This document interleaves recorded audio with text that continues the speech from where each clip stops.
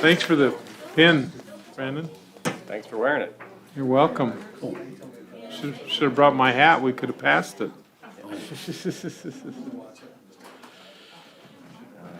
Brandon gave us a pin whether we need to make a Well, you donation. and Biden are getting a lot of ink lately. Sure. You're adding insult to injury A lot of there. ink, you notice that? Get more ink than the mayor. When did my name come up somewhere? Did George print my name? Good, I forgot. Lobby? I may have to borrow a Is it, pen. what you said, you said I'm getting ink? Really? Just read the paper. No. I checked the obituaries. I wasn't in there. No, you weren't. Thank you, Donna. They're holding the spot for you. Keep watching, I'm not far away. It's from the bank.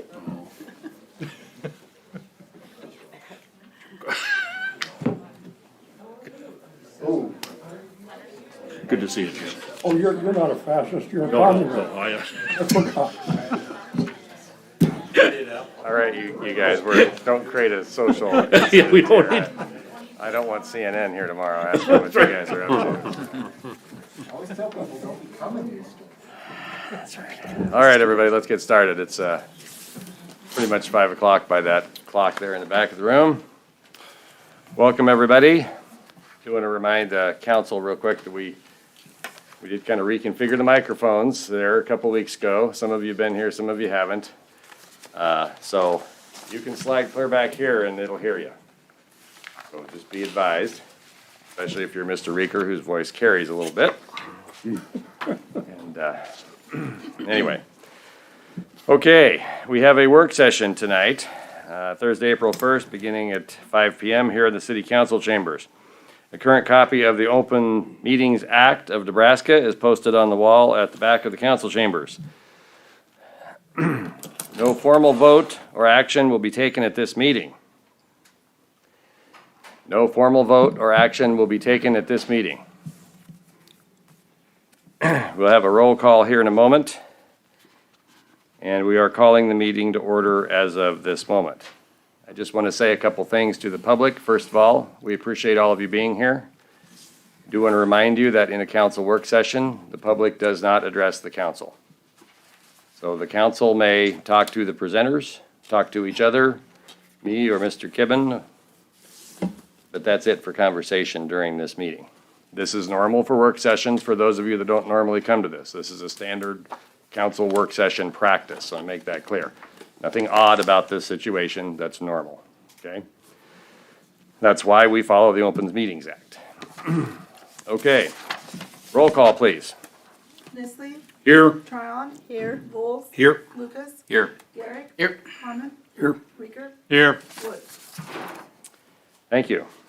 I was telling Angie earlier she's gonna be a little bored tonight because we're not voting on anything, so she assured me that she would be okay, though. Don't anyone worry about Angie tonight. Our goal tonight is to present the council with the information that we know regarding the Sustainable Beef project in the fact form. This is what we know today for sure, okay? Everybody's clear on that. I have asked the presenters not to speculate, only present the facts as we know them today.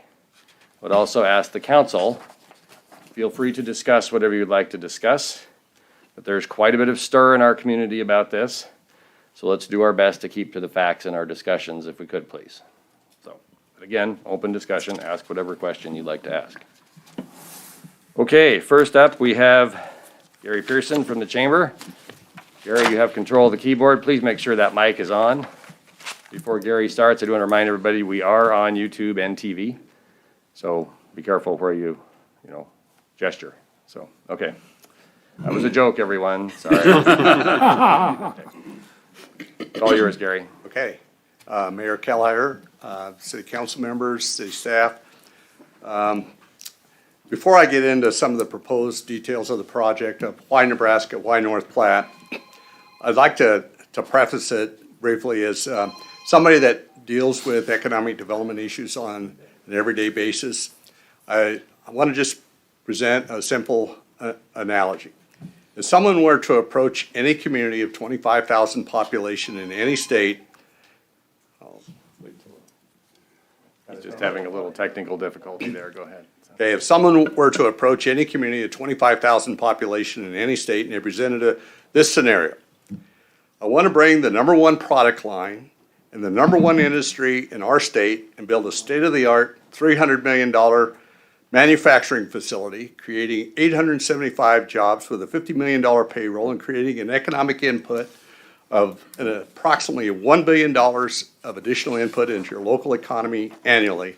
What do you think the reaction of any community would be? Naturally, they would embrace that opportunity. I believe most communities would be thrilled with that idea. Well, this project is pure manufacturing because you take a raw product and you turn it into a value-added end product. And better yet, that product is produced right in our backyard. So that value-added component will stay in our local economy and help those that produce it not only sustain their way of life, but significantly help us grow our economy and our community. North Platte, Nebraska has been a cowboy and cattle country capital since before the Buffalo Bills days. Statewide, we are recognized as such. The statewide celebration recognizing our rich agriculture, Western heritage for the past 50 years plus considers North Platte home. This is a natural extension of our local economy. I'm telling you, as somebody that's been practicing the economic development profession for almost 40 years, you could pour thousands and thousands of dollars into economic development over the next 50 years, and you will not see a similar project of any kind that would have this kind of economic input or the positive ripple effect it will have on support businesses. So I'm going to get into a few of the details. I think the theme that this business group has chosen, right time, right people, right place, is so very, very appropriate. And this is why North Platte, they believe, I believe, and a lot of people in this community believe, is the right place.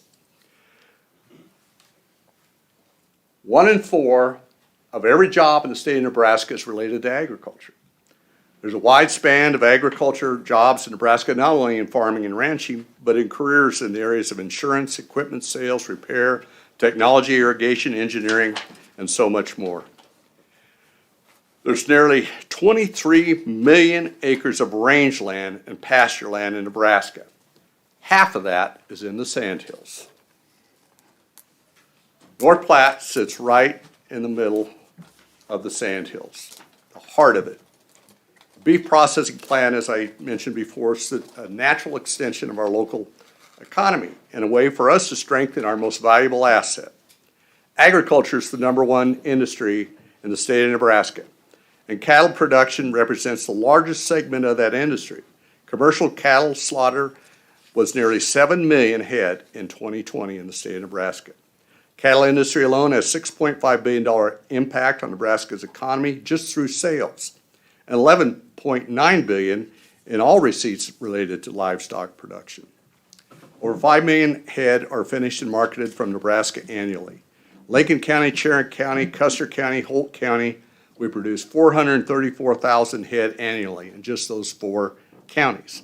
That's what this plant is projected to process every year, is 400,000 head. Top 5 counties in agriculture sales are Cumming, Custer, Lincoln, Dawson, and Platte counties, all generally in our neighborhood. Cattle outnumber people in Nebraska 4-1. So just a little background on why this has emerged. Well, the industry, it became very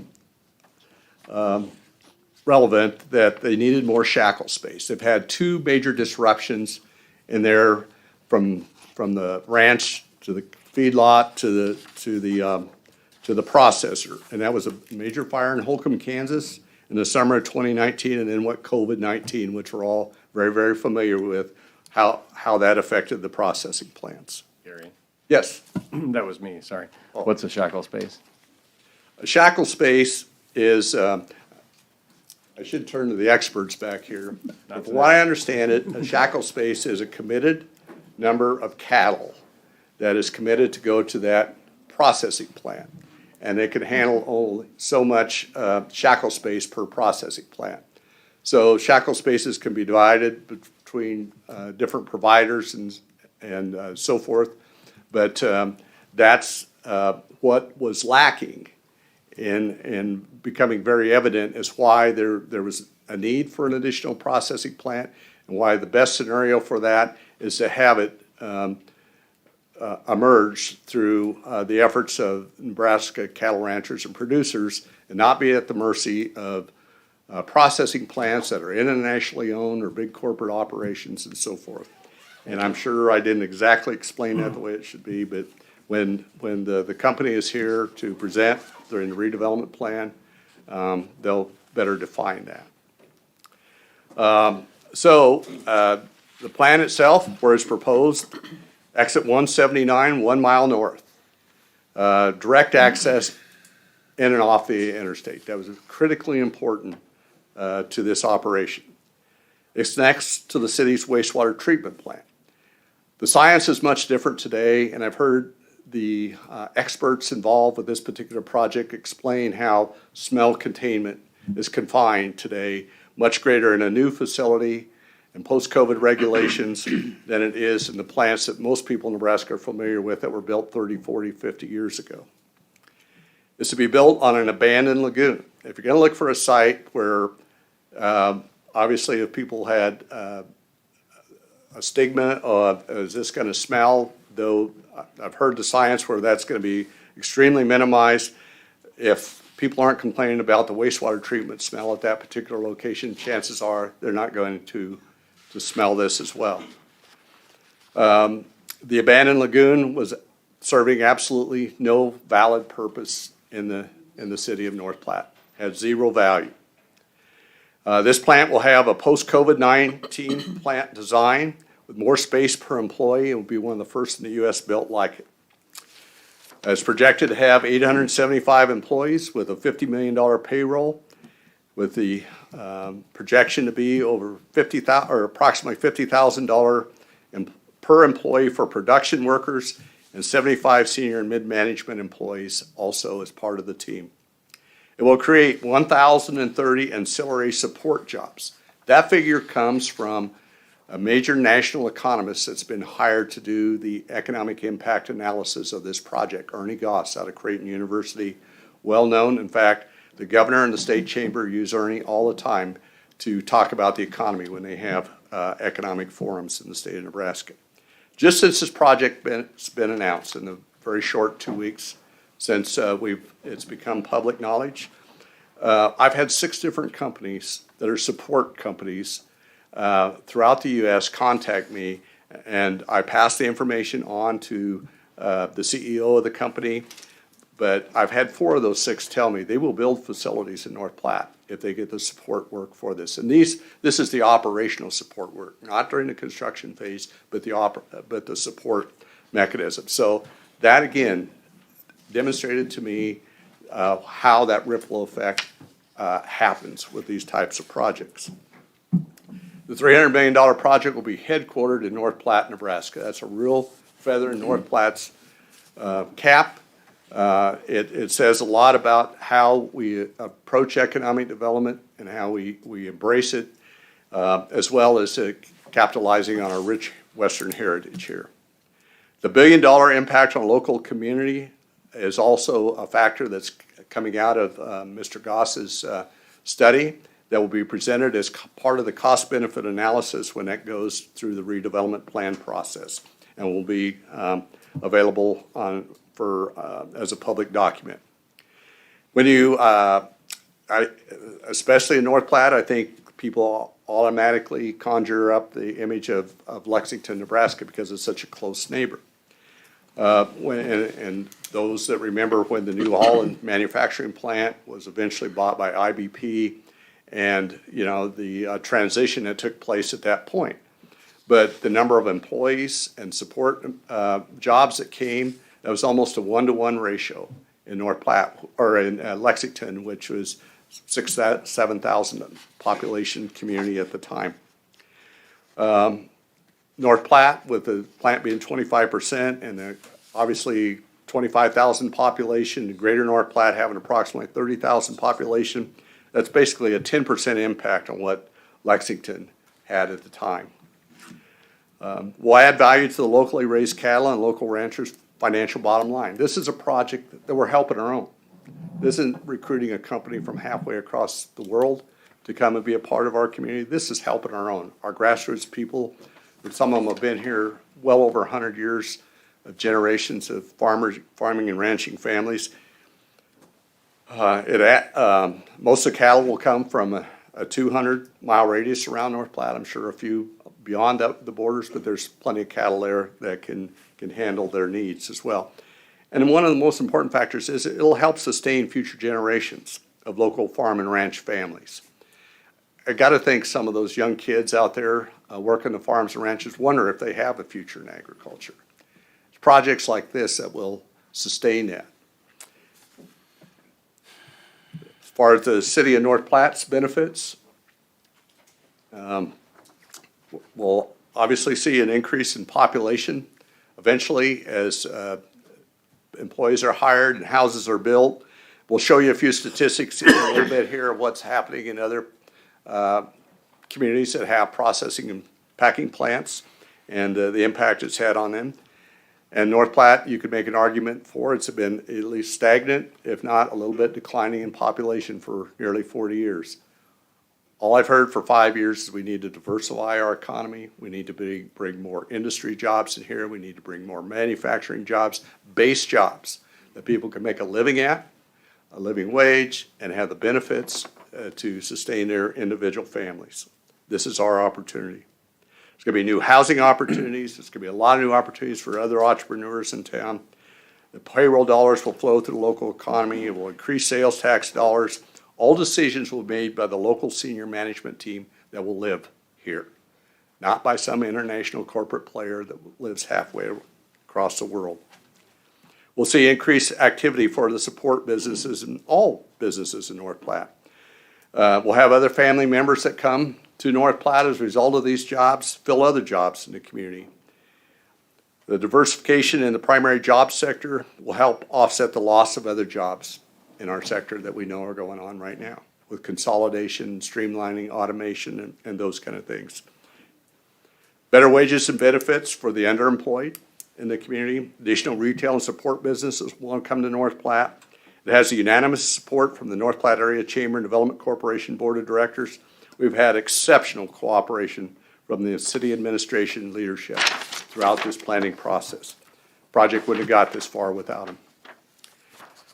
The educational sector benefits, it will increase enrollment in North Platte Public Schools. Currently, they have a declining 3% rate annually. It'll provide additional state funding to the tune of almost $10,000 per student based on today's state aid formula. Increased housing equals increased property tax revenue. Talking with Dr. Hansen, these are who supports the project. These statistics come from him and his staff. There are currently in the existing facilities in North Platte Public Schools room for 1,458 additional students. North Platte Catholic Schools have an additional capacity of 350 students they could absorb. There's 500 other K through 12 systems in Lincoln County that will also benefit. Project supported by the North Platte Community College President, Ryan Purdy. Mid-Plains Community College will benefit from additional training opportunities and jobs for local students. Some of the Nebraska Packing Plant Community Fast Facts. We put together, and I have to credit Cassie Connon of our staff for doing this research, but it included Lexington, Hastings, Schuyler, Gibbon, Dakota City, Gordon, Fremont, Madison, Crete, where they have other processing and packing plants. And we measured the community size before the plants came and after they came, and they were there for a while. So there's marginal increases in some cases. There's much smaller communities in North Platte. In some cases, it's handled it just fine. And there's other larger communities. Hastings a similar size. Fremont's probably a best example. When they got their first processing plant back in 1940s, Hormel, they were a community of 11,000. And then now, in recent news, of course, it's the Costco thing. They're now at a population of 26,000. I'm sure the next census, they'll be far greater than that. And we'll have copies of this. We'll distribute to everybody later on. So if you look at the plant workforce in comparison to those communities I just mentioned, so you can see the 875 employees is mid-range, if not even a little on the smaller range than some of these other plants in the community. Dakota City is a very small community, but obviously they have South Sioux City as a neighbor and Sioux City and kind of in a tri-state area there. But that's where the processing plant is. They have 4,500 employees in that small community. Fremont, 1,300, Madison, 1,200, Crete, 2,700, Schuyler, 2,200, again, much smaller. Hastings, 325, and Lexington, 2,300. What's being proposed here on a daily basis is processing of approximately 1,100 head. Look at those other communities, what they process on a daily basis. Lexington, 4,000, Schuyler, 4,500, even Gibbon, 1,700. Dakota City, 7,000. And then on a pork daily head in Fremont, it's 10,500. Madison, 8,000. Another small community, Crete, 16,000. And then, of course, in Fremont, where they now have the chicken operation, 100,000 head. Bottom line, the most important asset that we have to sell, I always believe in Nebraska, is our people. Because the people is what makes Nebraska special. And the support of agriculture and sustaining our economy, and the reason agriculture exists here to such an abundance with crops and livestock production is, of course, the abundant source of water we're blessed with in the Ogallala Aquifer in the state of Nebraska, and the ample amounts of cropland and pasture, and then it still boils down to people in the end. So we believe the right people are here to make it happen. We believe the right people are involved in this project to make it something we can be very, very proud of. And the best thing about it is they're homegrown. We're helping our own in this project. It's not something we don't understand. And I can't think of a more natural project to happen in North Platte, Nebraska than this particular project. So I'll take questions. Get into the technical operations, I think that's better answered by the potential owners of this facility themselves, and they'll be able to do that during the redevelopment plan process. Did that Questions, graph Steve? say 100,000 chickens a day in Fremont? Okay. Okay, sorry. Council, questions for Mr. Pearson? Gary, I bet you know what I'm going to ask about, my favorite topic. Let's talk about housing for a couple more minutes. A concern I have is that today we're short housing for our current population. And if you look in like some of the Wyoming communities, for an example, when they had the quick population increases due to industry, they ended up with some real messes with temporary housing and different things. And so how do you guys plan to deal with the undersupply of housing that would be immediate with this? Well, one good thing we've been doing is working on those housing issues. And so we've got some formulas we know now work. And thankfully, we had the shot in the arm program and some of those things. But we have 3 market rate apartment complexes emerging right now. 148 unit, another one that's 108 units, and another one that's will be 104 units. So, or 104. It's 48, 140, and 160. Excuse me.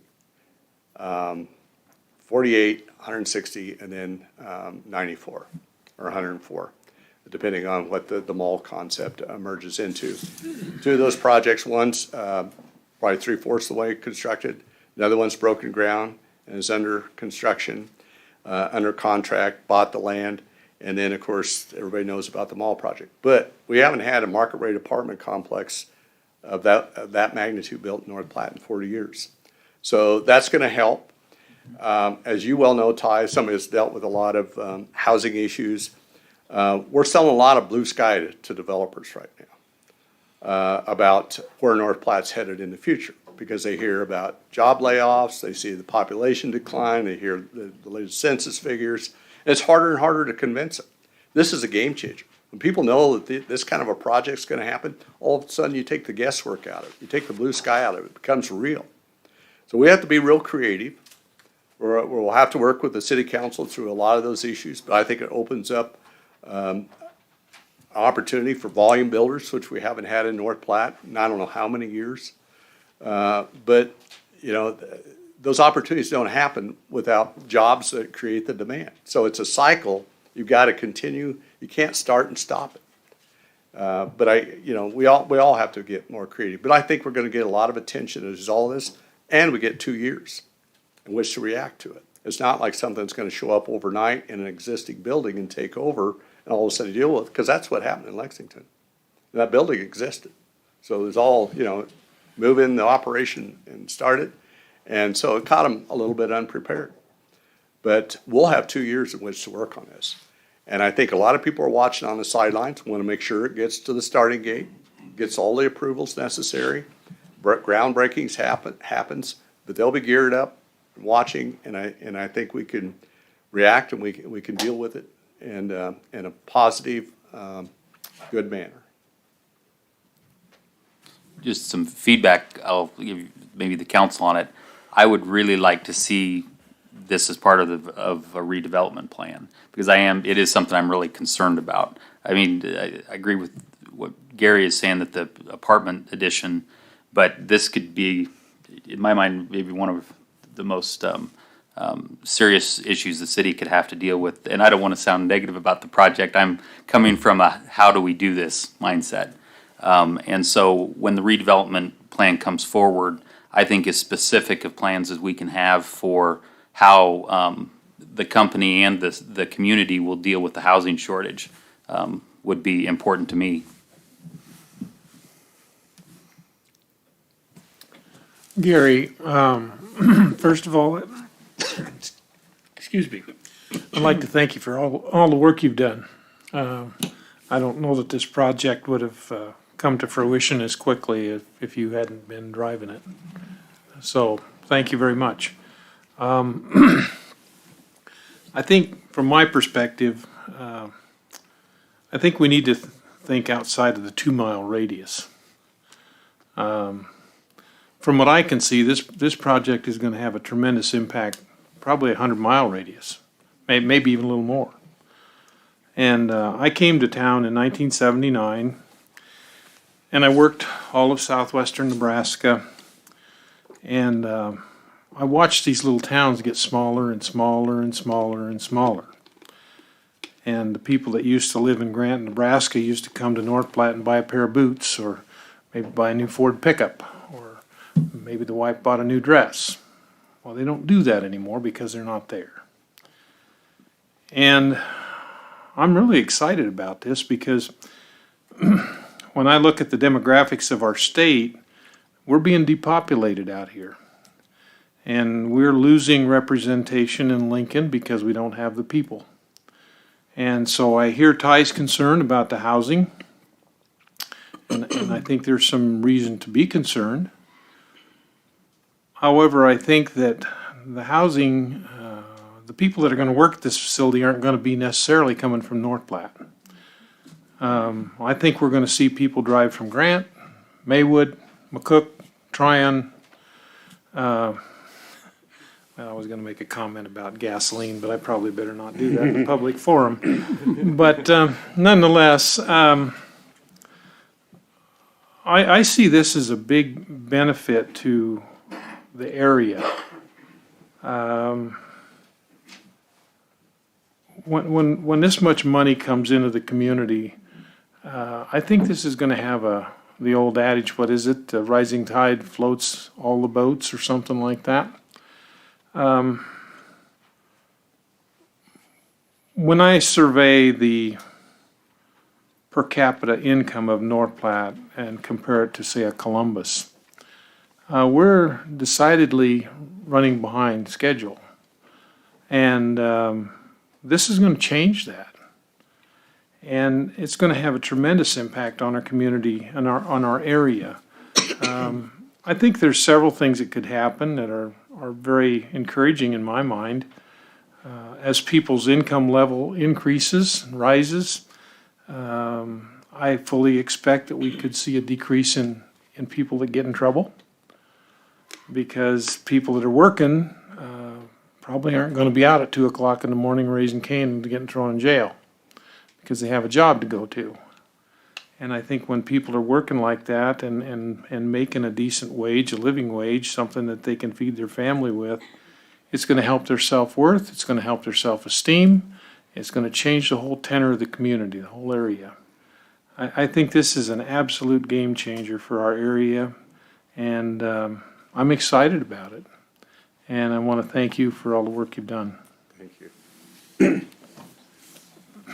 Gary, I join. I guess the one thing, we've been getting phone calls, and I guess the question I just want you to just directly answer for us.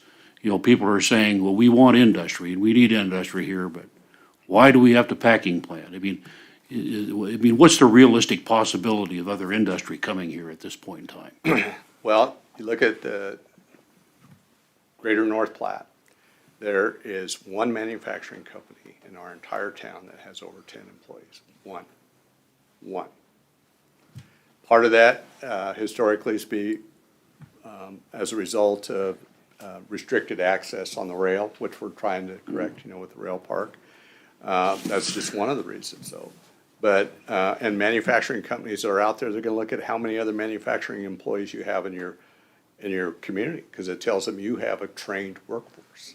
So that's an attractive thing to them. It's not a deterrent, it actually attracts them. You mentioned Columbus, Nebraska, it's a perfect example, how many manufacturing companies are up there. So this opens the door, this particular project, with some of those companies I told you that are support people, they'll be doing some of their own types of things, and so it puts us back in the game. And North Platte hasn't been in the game for a long, long time. Somebody who in other places not in North Platte that has recruited manufacturing companies, I know what it takes to try to attract those folks.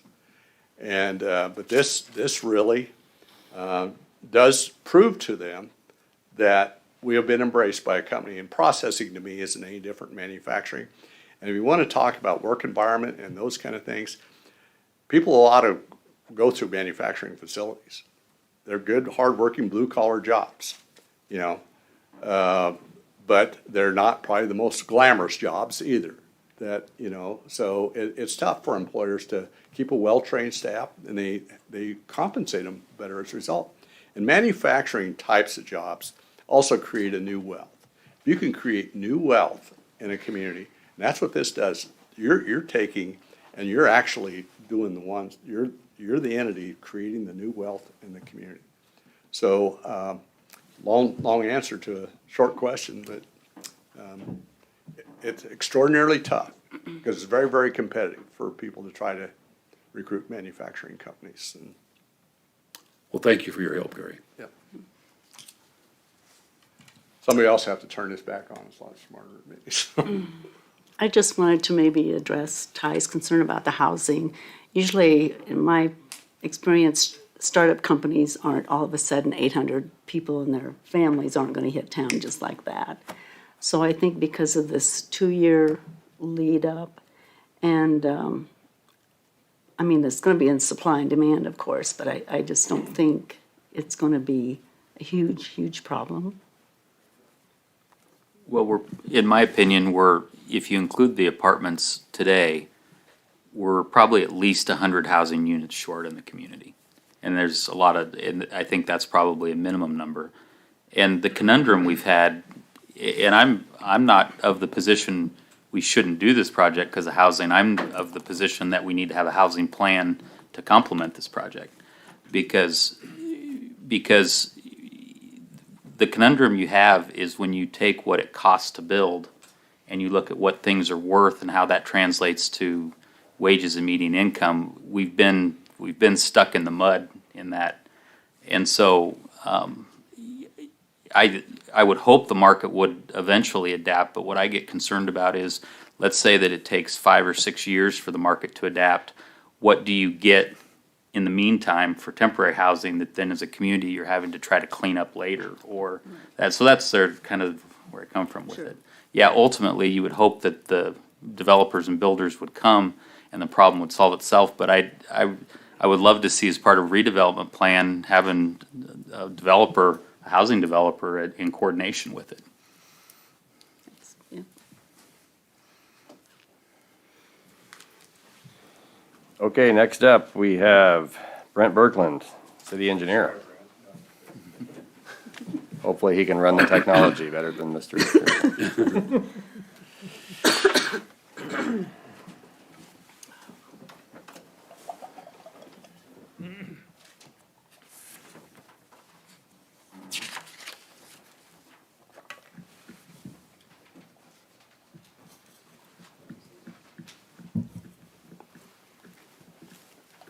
Good evening, council, mayor, Mr. Kibben. It's good to be here. My name again is Brent Birkland. I'm the city engineer. And I was tasked with providing some facts and information as far as city infrastructure in this general area. And so my presentation will be relatively short compared to Gary's, but the intent is to give you information on what's out there and the facts of, there's been different things floated around, concerns, questions, and wanted to give you the facts on what we're looking at. This is a picture, a map kind of showing the general area. And I don't know how well everybody can see, but in red, that's the proposed area for the location of the facility. That's the existing lagoon cell that's mainly dried up now. To the south of that in green hatching is a city-maintained wetland area that's managed with the Corps of Engineers, to give you an idea. And then to the north of that is the blue color. That's the S1. It's the 100-acre lagoon cell. Just to give you some information on location. As far as utilities, public city infrastructure out there, Newberry Access is the road. That's a state link. And as we talked about in the 1 and 6, that is on the Build Nebraska project to improve the interstate connection, the interchange, and also Newberry towards Highway 30. And that's in the distant future at this point, but there's 2 10-year windows, and the design is in the first 10-year window, and then the build is in the next 10 years. So that Newberry corridor, that I think, if I remember right looking, it was approximately 2006 or 2016 was when the Build Nebraska was being looked at. So that's been in the process for a while. So that's as far as the surface transportation component. The city of North Platte put in a 24-inch water main when the Walmart Distribution Center came to town, and that goes along this corridor and connects in up at Highway 30. It's on the east side of the road. Also, there's an 18-inch sanitary sewer on the west side of Newberry. And again, the wastewater plant is in pretty close proximity to this area. It's not my area of expertise, but I asked because it's relevant to the discussion. There's a 34.5 kilovolt line and an additional 13.8 kilovolt underbuild electric infrastructure in that area. I visited with Municipal Light and Water, so there's a pretty big infrastructure from the standpoint of water, sewer, paving, and electricity in that area.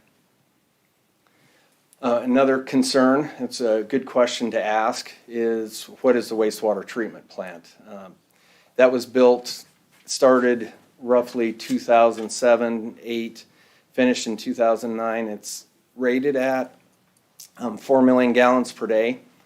And there's variabilities with that. If you look when it's rain, different things that happen. But in general terms, it's running between about 2.6 million gallons a day to 2.8 million. That would be kind of a running average over the course of 3 years. And again, that was a 4 million gallon design. And there's more to it as far as waste loads, but that is the big picture for what we're looking at with the facility. The other component is the wastewater lagoons that are there. Those are the ones that have been historically used for the city of North Platte. And those could be used or utilized as a dampening process when the full plan comes forward for the plant. At this point, we haven't seen anything. We don't have any details at all, so everything would be speculation at this point as they move forward. But we have lagoon cells over there that could help with the city's, how it impacts the city. And so there's, from the standpoint, there's mandatory pre-treatment requirements by the EPA for any facility like this, that the NDE will have a permit, excuse me, as part of the process. And so there's a lot of details that are out there hanging that will be determined over the course of time. But just wanted to present, these are some of the facts and details and things of how things can get worked out. So, and do you have any questions specifically to the infrastructure or anything on the presentation? Yes. Thank you for that presentation. The answer to, had questions on the wastewater treatment plant, so I feel much better about that now.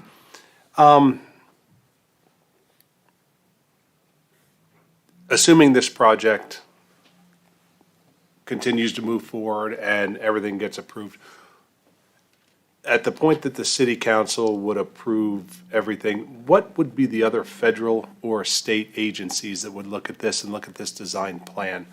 I don't know if you know what the remaining agencies would be to look at this.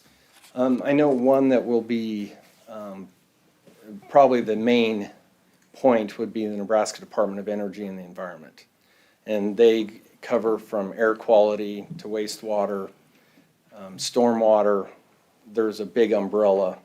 That would probably be the lead agency that would have most of the oversight in that respect.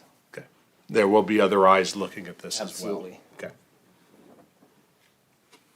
Brent, you said there's some details you don't have, but do I'd you? say most. I mean, do we anticipate, that the facility we now have can accommodate this plant as far as wastewater treatment without a substantial upgrade or something like that? That's a great question. Without the details, there's basically with wastewater, you're looking at strength and volume, the hydraulic load, and then the strength of the wastewater itself. And there's a lot of variables in that. They're required to do pre-treatment. So the question that I have is what is going to come out? And right now I don't know what that answer is. But looking at what we have, the information that we have as far as the 2.6 to 2.8 and the 4 million, those three numbers, those are available as far as public record goes. I mean, it's easily accessible. So what I would foresee the process is going to be probably a back and forth of they can treat it further, it costs more money, and what's the balance in there. But at this point, without knowing all of those details, to me it looks like we can keep some capacity yet, because as Gary mentioned and as others have mentioned, we're potentially going to have more people that, which involves more businesses and other things, so we need additional capacity yet. So the good news is on the water availability, drinking water, there's good availability of what we have right now. The previous councils have approved projects and previous administrations have worked hard to have some margin so you can have development, because if you don't have any margin, most of these, they just leave. They don't have time to wait 3 to 5 years for this. So we have been very fortunate that we have additional capacity. And so in that respect, they would be using some of it, and what I see, not all of it. But again, I don't have, it's just on industry averages. I have no information on what some of the current things that they're looking at. Thank you, Brent. Brent, if this project would speed up the need to improve Newberry, what does that look like with the state? And maybe what would our normal percentage of cost be? Like, if this project didn't occur, what normally would we pay as a percentage in a project like that? And then if the need is sped up with this project, how does that work with the state? Councilman Lucas, it's a great question. I visited with NDOT. The Build Nebraska is an 80-20, 80% state, 20% city contribution. And on their very preliminary numbers, they were looking around $22 million for the improvements of all of Newberry. That's going from 2 lanes to 4 lanes. That's putting a 4-lane bridge across the river and also doing the 4-lane interchange. So that's the total project. And so the 80-20, I asked the question about how does this work in the NDOT schedule? Are you flexible with if things change in different communities? And honestly, a big part of it is politics. There's a very big project, the Lincoln Bypass. They're putting around the Beltway. That's very expensive, and there's definitely a lot of pull to get that done. That's some of the thing, when you look at the Build Nebraska, it's kind of competing against other communities to have those things happen.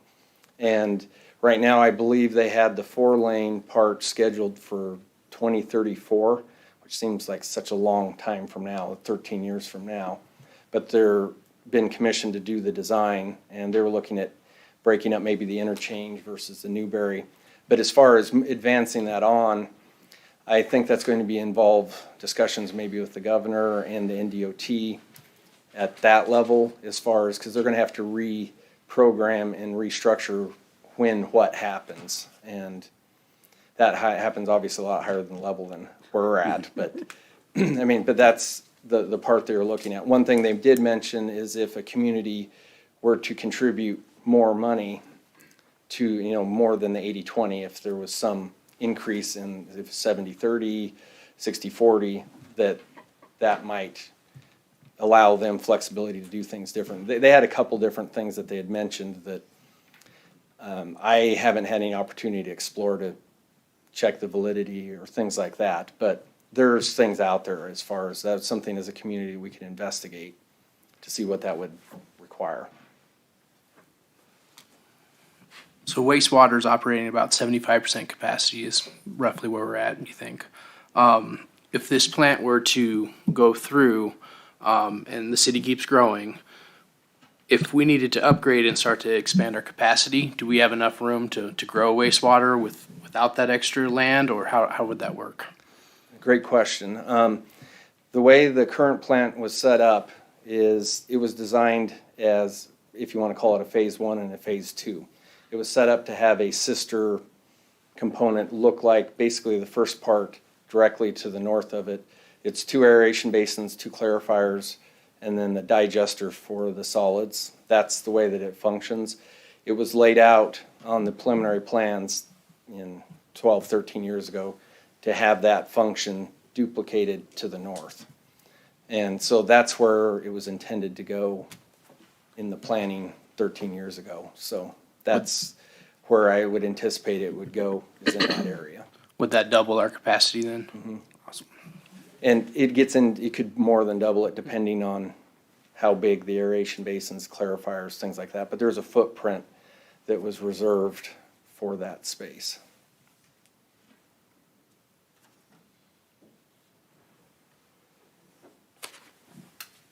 Okay, thank you, Brent. Thank you. Thank you, Brent. Chief Hudson.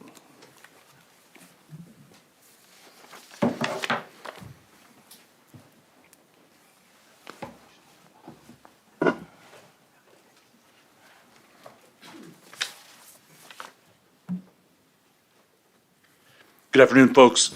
Dan Hudson, Chief of Police, North Platte Police Department. It's a pleasure to come and talk to you this morning, or this afternoon, I guess now. It's been a long day. Mm-hmm. As far as us at the police department, we had started talking to Mr. Kibben a couple months ago as kind of we started to hear some rumors quietly and kind of asked for permission to start reaching out to some of our colleagues and our counterparts, and we were granted that. Last week, or it's been maybe 2 weeks now since the initial announcement came out And our intent was never to really get way out in front of this, but when we heard the initial press conference and we started to hear some of the questions, we knew that we had to kind of get out in front of some stuff. So Friday afternoon or Friday morning, we put out a press release just basically talking about what our plans are for the next 18 months to 2 years. Our goal, and as we talk about where we are today as a community, we're gonna go over a couple numbers here that don't make me proud. I mean, as the chief of police, when we talk about crime and we've heard so much in the last 2 weeks about we're gonna become just like Lexington as far as crime, we're gonna be just like Lexington, I extend my hand and say, do you promise? Will you promise me we'll be just like Lexington as far as our crime goes? Because Lexington they had a rough go at the beginning, but I'll tell you, as we talked to the chief there, and I want to preface my statements, anything that we talk about Lexington, we are not throwing stones. We have higher crime than all of the cities in the state that have processing plants other than Omaha and Grand Island, who are substantially larger than us. So we're not standing here to throw stones. But as you look at some crimes there, and I think all the councilmen have had this that I'd sent out, and if the media or anyone else wants it, they can contact me and we'll get it. These numbers are taken from the Crime Commission. North Platte last year had 901 total crimes. That's property crimes and violent crimes. In 2020, and that's where the state cuts off, but in 2020, we had about a 3.6% increase in crime to 1,011. If we're gonna compare ourselves to Lexington, Lexington had 186 crimes, total crimes in 2019. We had 901, they had 186. We had more violent crimes, we had more property crimes. Again, this doesn't make us proud. When we look at a community our size, we look at Hastings. Hastings in 2019 had 778 total crimes, we had 901. When we look at Fremont, they had 642 total crimes. We had 901. We were up about 3.6% last year, back to about 1,011. This year so far, come the end of February, we're down about 14.6%. One of the questions I've heard is, how do we know what's going to happen on crime? Or how can we guarantee, if we look at this, are we going to be able to? There is no magic number. If we knew what was going to happen tomorrow, this weekend, next week, we would save a whole lot of money on the money that we spend on our budget. This weekend, it's gonna be 90 degrees. I guarantee you we're gonna have an uptick in crime. If it's raining all weekend, we have lower crime. It changes every day. It changes by the hour. It changes by the events. Nebraska Land Days comes to town. Our crime spikes. Last year, we didn't have Nebraska Land Days. Those 2 weeks in June, we had good weeks. It changes all the time. So I guess I stand here to say, as far as crime, we're not Mayberry. We have our issues, and we will continue to address those issues. Our staff goes out there every single day, and they work hard to address these issues. Our goal is to make North Platte the safest community in the state of Nebraska for those that live here, work here, or play here. We want to bring people in. We want to bring businesses in. When we talk, Chief Thompson and I talk every day. When we talk about businesses coming, it's about public safety. It's about police protection. It's about fire services. It's about paramedics. It's about hospitals. It's about all these things. We're just a small cog of that. But we work hard every single day, and we will continue to do that. As we look down the road over the next 2 years, we have a lot of time. When we talk to Lexington had a town of 5,000 or 6,000, and they brought in thousands of workers basically overnight. They had 11 police officers when that plant arrived in Lexington. They had 2 police cars. That's it. They had 9 bars. Today they have 3. Today they have 20 officers. And Lexington's crime is definitely under control. One crime is too many crimes, but they've done a remarkable job. We have 2 years to prepare for this, to make sure that we strengthen our organization, make sure that we have the resources in place, make sure we build those relationships with our clergy councils, with our schools, with our community businesses. We have an opportunity to move forward and to make sure that whenever this plant comes, or any large manufacturing, it doesn't have to be a packing plant.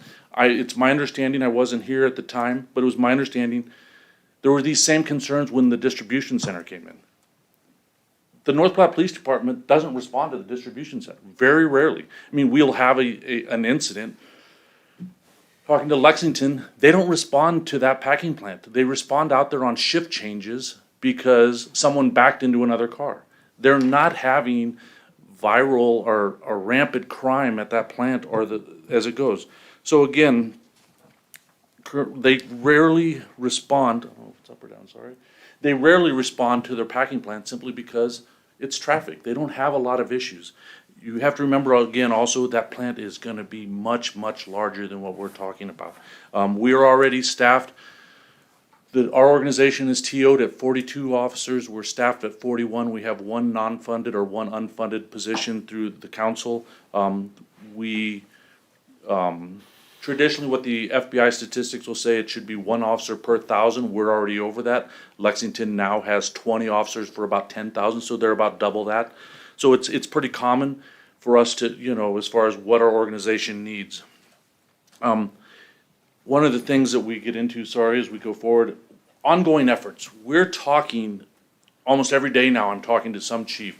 Earlier this week, I had a meeting with Sheriff Kramer, the sheriff from Lincoln County. We met with Major Mike Hinkle he's the commanding officer of the Nebraska State Patrol Western Division, Captain Tyler Smith, commanding officer of Troop D, and Lieutenant Dan Rains, the commanding officer, or the officer in charge of the NSP carrier enforcement. They're the ones that deal with all the trucks. So we started talking about truck traffic. We started talking about interstate traffic. We started talking about working with all of our partners in law enforcement. This isn't just going to be a North Platte Police Department scenario. This is going to be working in conjunction with our partners at the Sheriff's Department, working with our partners at the troop. So we have a lot going on. And we're gonna continue to work with our partners. I provided each of you a letter that went out to all of the 11 communities that have packing plants in the state. We sent them a hard copy of it, and we've asked them to get back already today. I've gotten several emails from my counterparts in these agencies asking for the electronic version of it. We're asking them kind of what has their experience been? How did they deal with it? How do they deal with it today? What was best practices? What was positive? What was negative? And those type of questions. So as we start to get these back, then we will be sending our folks out to probably the biggest ones that we'll go to is probably Hastings and Fremont, simply because they're a similar size, and Lexington because they're close. We have an opportunity to move forward and be ready for this as it comes. Social norms. I've already started to hear people talk about social norms. I'm a simple civil servant. We kind of do our job. But when we talk about social norms, we as a community create our norms. We're the ones that decide what is acceptable within our community and what's not acceptable. We do that through the people we elect, our churches, and all those things. Lexington added several thousand people to a town of about 5,000 or 6,000 people. Their norms became the norms of this incredibly large group of people that showed up overnight. We're talking about 875 people coming to a community of 25,000. 1,500 with families, this and that. Do we believe that 875 people coming in are gonna change the norms of 25,000? I don't know that I agree with that. We have a pretty set standard here, and I don't know that that's gonna happen. And I think it's also important to realize we have no idea what this workforce is gonna look like. We have no idea. We can think that this is gonna be all people from Lexington or people from wherever. If I'm understanding correctly, our medium income for a family in North Platte is $46,000 to $48,000. If we're gonna have jobs that come into our community at $50,000 a year, who's to say that a lot of our workforce isn't gonna be people from North Platte?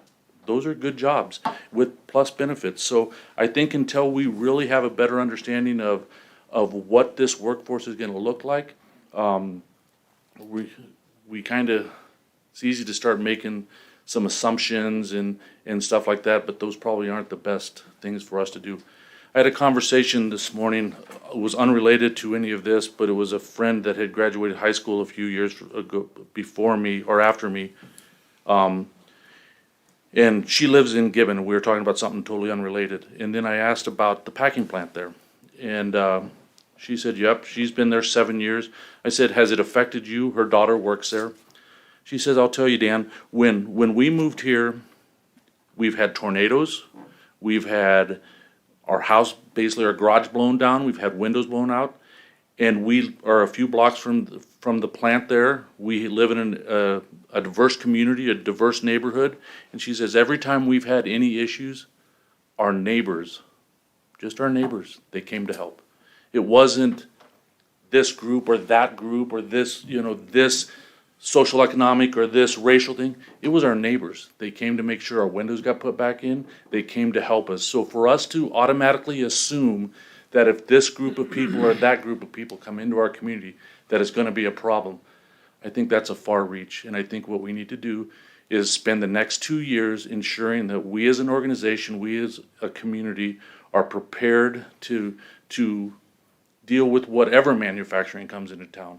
But I can assure you that the North Platte Police Department, with our partners down the hall in the fire department, will work tirelessly every day to make sure that we can provide the best public safety to our community, and that's whatever this community looks like, because we're not the police or the fire department for this social economic group or this racial group or this.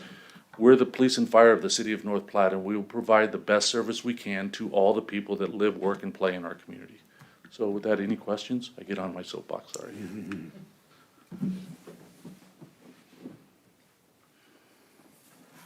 Oh, I thought I was getting off early. There you go. Mr. Carmen. Mr. Carmen. Thank you, Mr. Mayor. Chief Hudson, I appreciate the information you came forward with, because I think most of us are getting a little bit of pushback from our constituents. And I think a lot of it is people are making broad assumptions about what this workforce is going to look like.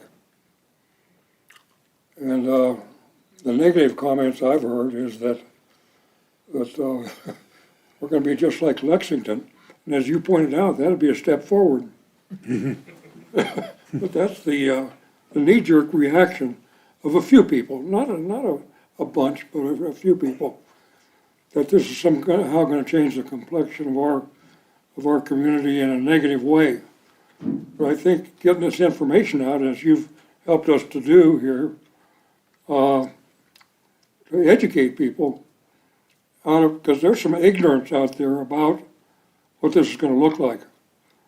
And I think now that we're seeing some factual information that's positive is going to go a long way toward suppressing some of that negativism that manifests itself out of ignorance.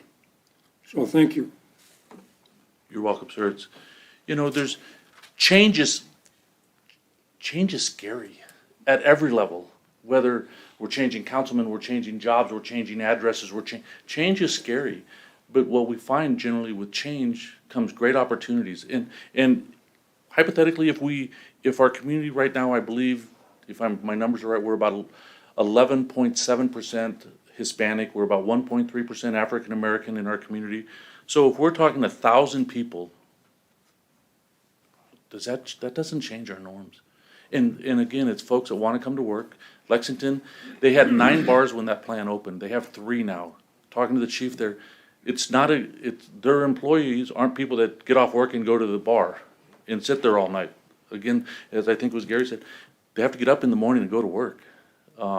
So I think a lot of it is just we have to sit back, see what the workforce looks like, and trust that we have people in place in an organization and a public safety team that can move forward and make sure that we try our best to deal with whatever's thrown at us. So I appreciate the comment. Yes, sir. Yes. Have you done any analysis on how many officers you feel we would need if this plant were to go through? 1 million. Yeah, all of the No, I officers. don't know. You know what, the question's a great question because those are questions that we start asking. In our profession, it's not just saying that there's this magic number of officers, because as we add officers, then we, as the water power, everybody we have a whole support mechanism that comes with us, with officers and dispatchers and facilities and automobiles and all these other things. So we haven't really sat down to look at those, and I think those will be things as we go to probably Fremont and Hastings and some of the other surrounding communities, see when the industrial growth occurred, what did that do? And one of the questions on the questionnaire is, what did you see was an increase in call load? What did you see was, as far as for CID cases, criminal investigations, for dispatch cases, for patrol operations? So we will, as we start talking more and more and we start really whittling down into the weeds, we'll have a better understanding of what we think we're going to look like. The problem with all of these things, it all takes money. I mean, I don't know that we could make crime totally go away in North Platte, but we throw enough resources at things, we'd have a tremendous impact. But we're here and we're going to work within whatever the mission that's given to us by you folks as the elected city officials and my boss, that we will move forward. And if we do it with what we have, we will continue to march, and our people will come to work every day, and they will work hard, and they'll go home exhausted every night, but they'll continue to do what we do. This is a passion and a calling, and whether it's us or the fire department, we will continue to try to ensure the safety of our community for those that live, work, and play. But that's a great question, and there will be a time that probably a few organizations will come to you and say, this is what we think we need. Gotcha. Did I catch that Lexington has 2 officers per 1,000? Is There that are what you about said? 10,000 people, they have 20 officers. So Yeah, it's when they about 2 officers per 1,000. 1,000, and we have 1 officer per 1,000. Well, So no, because we have 41, and we have Oh, about okay. 25,000, so we're Gotcha. closer to that. But we also, our crime statistics would say, that we're drastically increased over that. But the hard part is, again, trying to figure out what is that place where we can reduce our crime. And we were on a good point up until COVID kind of hit, or last year hit. We were down about 18% the year before, just with kind of retooling the organization, redirecting, being proactive. This last year with COVID, we were up 3.7, and it's not all COVID, but that had a big impact on our productivity, our proactiveness as far as, trying to not necessarily come in contact with everybody in the world, but, so we saw a little bit of a jump, but we're already, like I said, down about 14 point something. We hope to be able to hold on to that and continue to grow on it. have you found it difficult to find officers nowadays and recruiting, things of that nature? Talk us a little bit through that process of what it takes to find a new officer and get him here and get him educated. Get you on your soapbox. We don't want to be here till 9 o'clock tonight. I will say it's Limited to a very, couple very minutes if difficult, you but it's not something that's unique to North Platte. It's unique to our profession. There was a lot of things that have happened in the last year that make people really question whether they want to go into this profession. We have, when we have been doing our recruiting here in North Platte, we get people to show up. People will sign up for a test, some will show up, and there's so many different levels, and Mr. Carmen can explain, trying to become a cop is difficult, and we will tell people, we'll get you through the written test, we get you through the background, we get you through the oral process, then you have to go to a polygraph, and then the reality is, just because you pass a written test and a polygraph, my philosophy is, doesn't mean you're gonna be a good cop. And we're not going to hire people just for the sake of hiring numbers. My goal and my job and my passion is, we're going to hire people that are of good quality character, that have integrity, that have empathy, that have passion. finding someone that wants a job with benefits can be easy at times, but finding the right person, especially as a police officer, you don't want people out there that are, we're not here to victimize our community. We're here to be passionate and service-oriented and servant leaders, and it is difficult. It is very, very difficult. We just hired two, and then once we get people hired, doesn't mean they're gonna, we'll get them hired, we get them to the academy. We've had people that have been released from the academy with 2 days left in the academy because they failed to meet the academic standards. They get through the academy, they come back here. We have an extensive 16-week FTO program. We've had people that we have let go a week and a half before the FTO program is completed because they're not meeting the standards. And then we get them on, unfortunately. Sometimes then other departments advertise in our local newspaper and they say, I'm going to go 96 miles to the east because it pays substantially more money, and they have a Target and a Starbucks and all those things. So those are challenges, but our goal here, and I will tell all of our people, we might not be able to pay you the most, but I guarantee you will not work for a police department in the state of Nebraska that will treat our employees better, that will have a better environment in our station, that we as a command will care about you, we care about your families, we want the very best for you. We find that being able to track people, it's about equipment, facilities, and training. And we need to upgrade our facilities, but we have good equipment, we're getting lots of training, so those are things that we will continue to do, and we love and care about our employees. We have a huge investment in our employees, and we'll continue down the road, but there is a challenge. Not 9 o'clock. Oh. No, I'm joking. I'm gonna let you talk some more. I if was you want to. timing it. You had 2 minutes. There we go. I was just gonna make a comment. You mentioned change, and change can be hard, even in our own personal life, change is hard, but that's how we grow.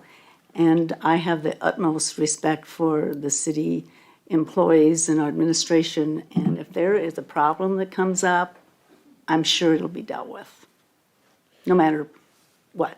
People can come to you.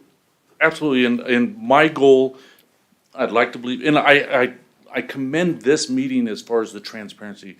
We're here today, 2 weeks after, addressing concerns that were brought up in a meeting 2 weeks ago as far as crime, as far as wastewater, as far as other things. And that speaks volumes about our community in this governing body and the employees that work here to say, we want to be open, we want to be transparent. No, you read on different social media, we're gonna ram this through.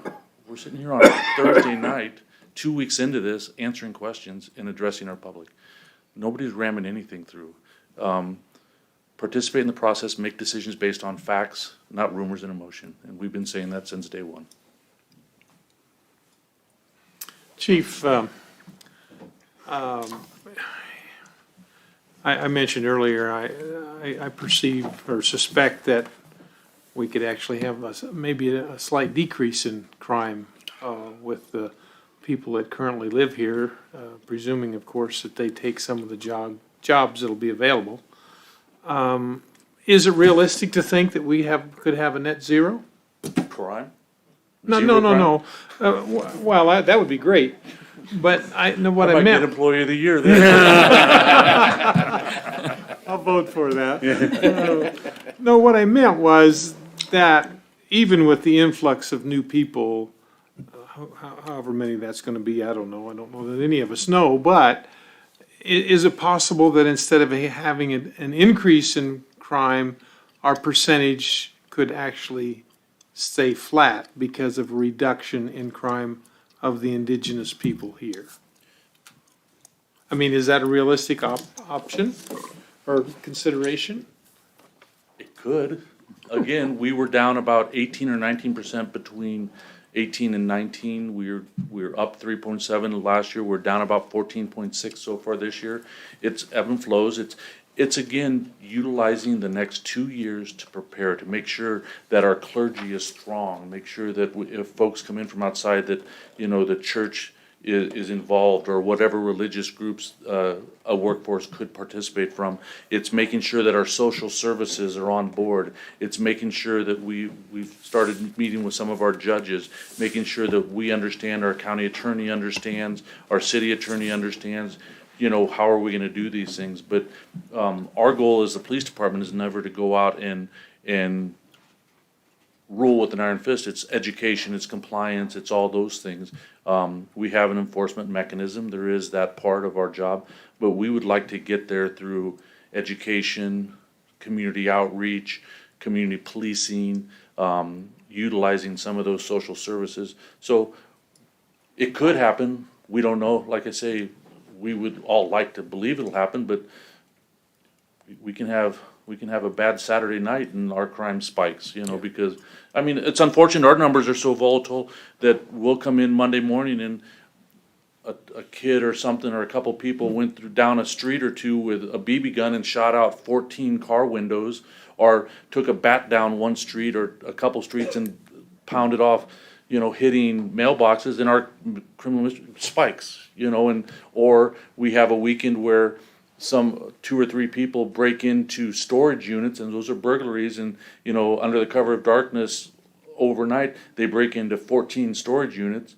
That kills us. But then, our goal is to make sure that we don't let those continue to happen, and we go out there and try to change that crime right away.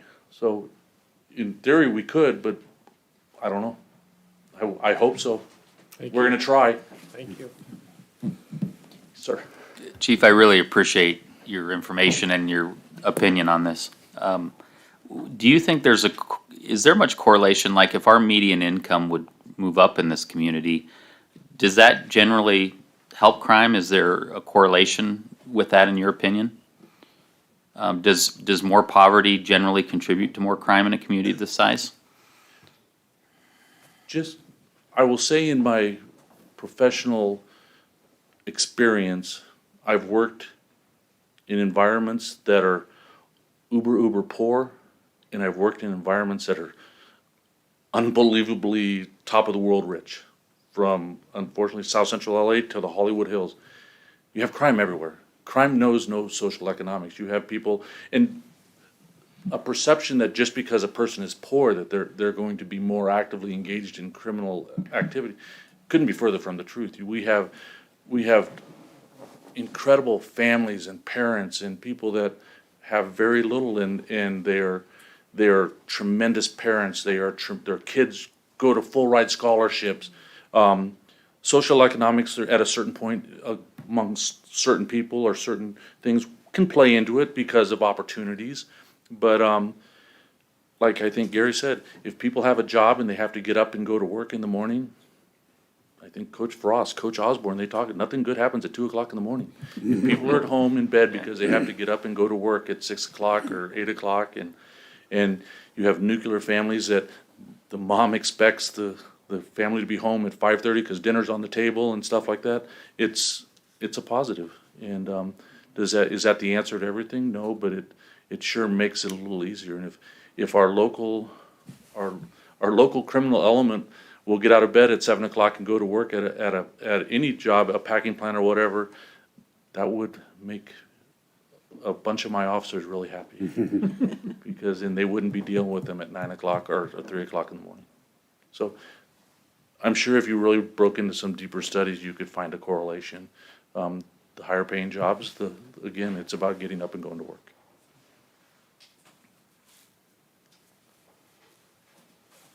Do we have any other questions for the chief? Thank you. Thank you, sir. Thank you, Chief.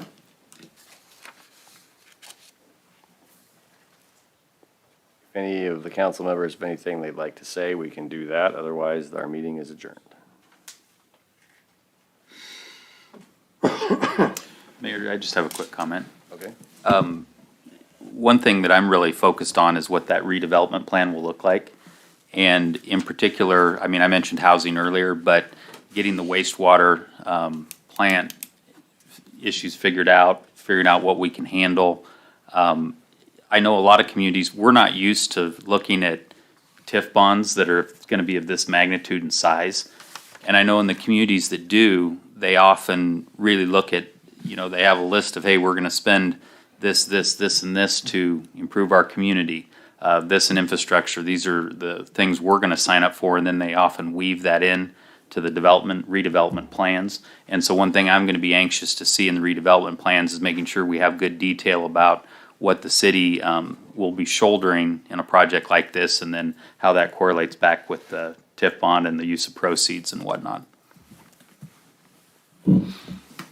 Thank you, Mr. Mayor, for giving us the opportunity to hear the folks talk to us tonight. I'm kind of hoping that maybe after the discussion here tonight that we can put together some type of a discussion points that have been brought to the table here tonight, and so that when we get questions asked of us, we can have some answers maybe that have been given to us. Is that within the realm of possibility? I think we could do a summary of the minutes page in addition to the minutes, and as you're aware, they'll be shared with the council, so that would serve that need, I believe. Okay, thank you. Go ahead, Ed. Councilman Lucas, if I may, since the inception of this project, we have been considering, in fact, just this morning, I met with the chairman of the CRA to talk about, after conversing with Brent, about, what we would see coming down the pipeline infrastructure-wise that is directly impacted by this project. And we will certainly have those discussions with throughout the redevelopment plan. Great. Thank you. And one point I wanted to make on that is because we haven't had, the Walmart distribution center is really the only TIF project anywhere close to this magnitude that we've had, is that I'm sure there's a lot of people in the community that are wondering, well, what's my tax bill going to do if the city has to widen Newberry Road? What's my tax bill going to do if we have to double the wastewater plant? Well, let's get that all out on the table as part of the redevelopment plan, so we all have a clear understanding of what we're collaborating on. Absolutely. I think the additional item I would add on Newberry access is, as we build Nebraska, is that the correct terminology? That's coming down the pipeline. So with or without this project, that would be a cost impact that the city would have to bear. I think the advantage of having a project like this is, more employees shopping in town, so on and so forth, generating revenue for the city. Okay, just so everyone is clear, at this point, the Planning Commission has passed the light and substandard decision on to the City Council. This body will consider on April 6th. Somewhere on the agenda, we're still working out the agenda items, but that meeting begins in this room at 5:30 on April 6th. If this group decides to pass that, then the next phase, we will sit and we will wait for the Sustainable Beef Company to submit the redevelopment plan. At this point, we have no idea when that will be. It might be 2 weeks from now, and it might be 3 months from now. As the city, we don't know. And then at that point, that redevelopment plan will go to the Planning Commission. There'll be a public hearing there. There'll be a hearing at the CRA. And then there will also be a public hearing back at the City Council, assuming it makes it through those two bodies. At this point, no one sitting in this room knows what those dates are going to be, but they will be put into the public announcements. Everyone sitting here has heard the facts as we know them tonight. I thank you all for coming. The meeting is adjourned. Okay. Well, that wasn't too bad. It's a good way to, good forum to do this.